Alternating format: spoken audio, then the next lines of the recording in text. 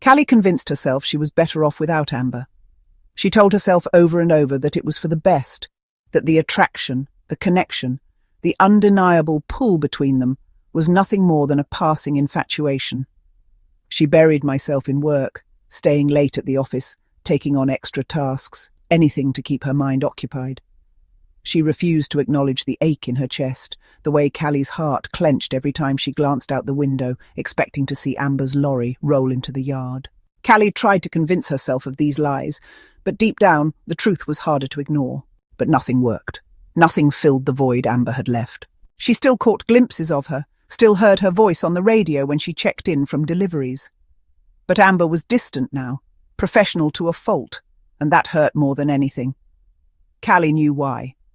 She had pushed her away, over and over, until Amber had finally taken the hint. Or at least Kalie thought she had. But if she had, why did it feel so wrong? She told herself she was just protecting herself, that it was safer this way. But deep down she knew she was lying. Then the accident happened. It was mid-afternoon when the scaffolding collapsed. The metallic groan of steel under pressure was the only warning before an ear-splitting crash sent workers scrambling for cover.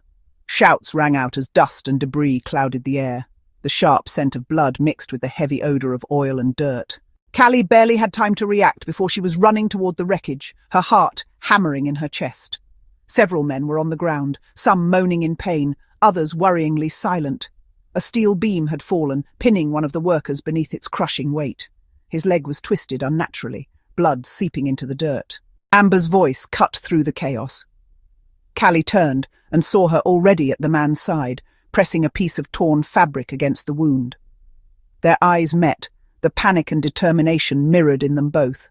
Then they moved, falling into sync without needing to speak. "We need to stop the bleeding." She pressed harder on the wound. The injured man let out a strangled cry. "Hold on, help is coming." Kalie's hands trembled, but she forced herself to focus. She reached for the belt around her waist and yanked it free, looping it around the man's thigh and pulling it tight. "Amber, he's not responsive." Another worker lay a few feet away, clutching his head, his breathing shallow. Kalie crawled over to him, checking his pulse. "We need to keep his airway clear." Amber glanced up, her face tight with worry before rushing over. She knelt beside Kalie, tilting the injured man's head back, their fingers brushing as they worked together. Kalie barely noticed. She was too focused on keeping the man alive. Minutes stretched into eternity. The air was thick with dust and fear, but they didn't stop.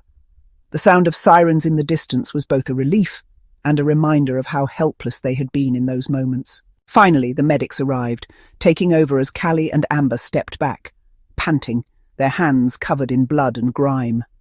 The injured were carried away one by one, their groans and murmured reassurances fading into the background noise of the yard. "That was close." Amber let out a shaky breath. Kalie nodded, exhaustion sinking into her bones. But something heavier settled in her chest when she turned to look at Amber.